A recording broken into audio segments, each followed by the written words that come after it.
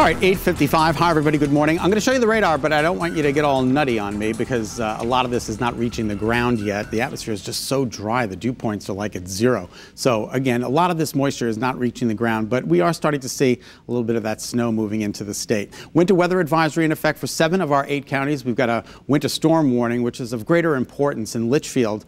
That is, again, until tomorrow morning. So this is going to be a pretty long duration storm until tomorrow morning.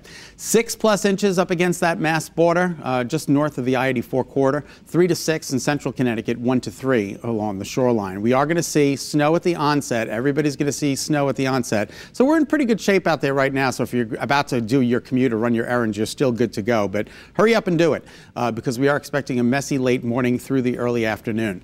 And then by this evening's rush hour, it's not looking particularly pretty. We're expecting snow transitioning over to sleet and freezing rain, and then maybe some plain rain overnight. So here's the breakdown. Starting again, pretty close to right now through 1 p.m. It'll move from southwest to northeast, and it ends around daybreak tomorrow. A variety of precipitation, as we've been discussing all morning. Initially some snow, and that'll be for like 4 to 5 hours, and that's where we're going to pick up those accumulations, then to an icy mix for some, and then a chilly rain for others. And the greatest impact is going to be this evening's commute, and then Wednesday morning there will still be some residual effects. So today's daytime highs in the upper 20s, low 30s, certainly cold enough to support this. And then we are taking a look at that mess late this morning through early this afternoon, right on into tonight.